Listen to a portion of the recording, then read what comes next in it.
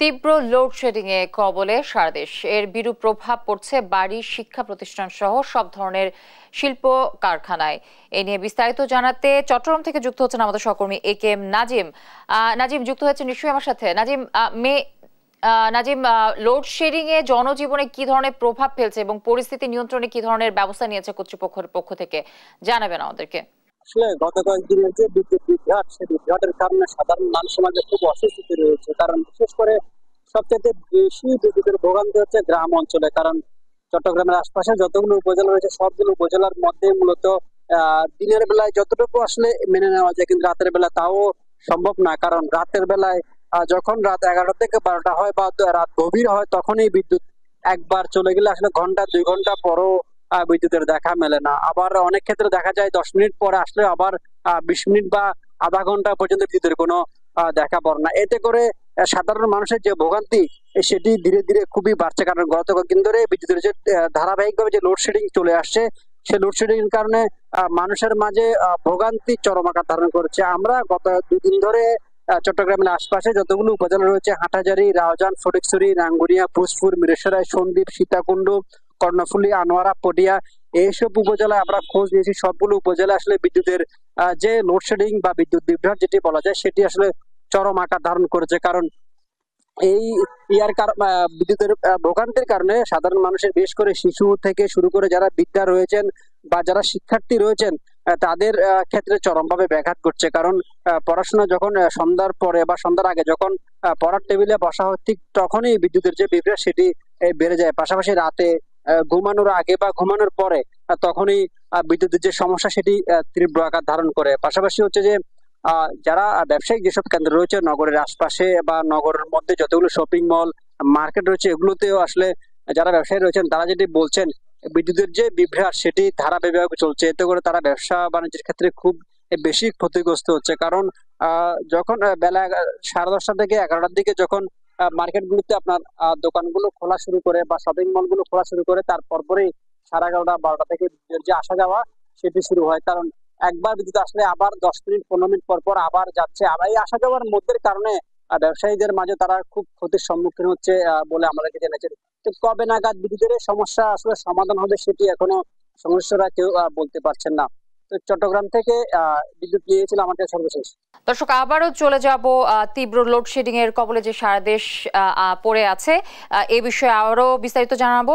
জামালপুর থেকে যুক্ত হবেন মেহেদি হাসান। মেহেদি, আপনার কাছে একই প্রশ্ন থাকবে যে আসলে লোডশেডিং এ জনজীবনে কেমন প্রভাব দেখছেন এবং পরিস্থিতি নিয়ন্ত্রণে কর্তৃপক্ষের পক্ষ থেকে কেমন ধরনের আসলে পদক্ষেপ আপনার চোখে পড়েছে?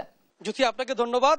গত এক সপ্তাহ যাবৎ জামালপুরের তীব্র গরমে কিন্তু মানুষের জনজীবন যেমন অতিষ্ঠ, সেই সাথে বাড়ছে কিন্তু বিদ্যুৎ যে বিভ্রাট সেটি। জামালপুর শহর জুড়ে দিনের বেলাতে 8 থেকে 10 বার বিদ্যুতের আসা যাওয়ার খেলা, এবং শহরের বাইরে যে পল্লী বিদ্যুৎ রয়েছে সেখানে কিন্তু বিদ্যুৎ নেই বললেই চলে। তারা দিনে রাত্রে মিলে 4 ঘন্টাও বিদ্যুৎ পাচ্ছে না। সবকিছু মিলে চরম ভোগান্তিতে রয়েছে জামালপুরের মানুষের জনজীবন। আমি আপনাদেরকে আরেকটু জানাতে চাই যে ইতিমধ্যেই এই তীব্র যে বিদ্যুৎ বিভ্রাট এর কারণে জামালপুরের বৃদ্ধ এবং বিশেষ করে শিশুরা কিন্তু অসুস্থ হয়ে পড়েছেন। এই স্কুল কলেজে যারা যাচ্ছেন তারাও কিন্তু শিক্ষার্থীরাও অসুস্থ হয়ে পড়েছেন এবং বাড়ছে হাসপাতালে রোগীর সংখ্যা। অপরদিকে যে পরিমাণ বিদ্যুৎ দেওয়ার কথা গ্রাহকদের, সে পরিমাণ বিদ্যুৎ দিতে পারছেন না। আমাদেরকে বিদ্যুৎ বিভাগের কর্তৃপক্ষ যারা রয়েছেন তারা জানিয়েছেন যে আমরা যে পরিমাণ চাহিদা তার অর্ধেকও পাচ্ছি না, যার কারণে আমরা নিয়মিত যে গ্রাহকদের সেবা দিতে পারছি না। এবং রাতের বেলা বিদ্যুৎ থাকে না। যারা বিভিন্ন এই মুহূর্তে বিশেষ করে বিভিন্ন উপজেলাতে গুলোতে কিন্তু আমন ধানের চাষ শুরু হয়েছে। তীব্র গরম এবং রোদ্রের কারণে এই ধানের ক্ষেতগুলোতে পানি নেই। তারা কিন্তু সেলো মেশিনের মাধ্যমে এই পানি দিচ্ছেন। এই বিদ্যুৎ না থাকার কারণে তারা যে সেলো মেশিন চালাতে বাড়তি তেল খরচ হচ্ছে, এই নিয়ে এবার আমন ধানের যে উৎপাদন খরচ সেটি কিন্তু দ্বিগুণের চাইতে বেশি হচ্ছে। এই নিয়েও কিন্তু কৃষকদের মধ্যে এক ধরনের হতাশা বিরাজ করছে। অপরদিকে শিল্প কলকারখানা সহ যে সমস্ত প্রতিষ্ঠানগুলো এই বিদ্যুতের উপর নির্ভরশীল, তারাও কিন্তু চরম বিপাকে পড়েছেন। সবকিছু মিলিয়ে জামালপুরের মানুষেরা আশা করছেন যে দ্রুত সময়ের মধ্যেই সরকার এই বিদ্যুৎ নিরসনে কাজ করবেন এবং পর্যাপ্ত পরিমাণে এই বিদ্যুৎ গ্রাহকদের নিকট সরবরাহ করবেন। জ্যোতি, এই ছিল আমার কাছে সর্বশেষ তথ্য।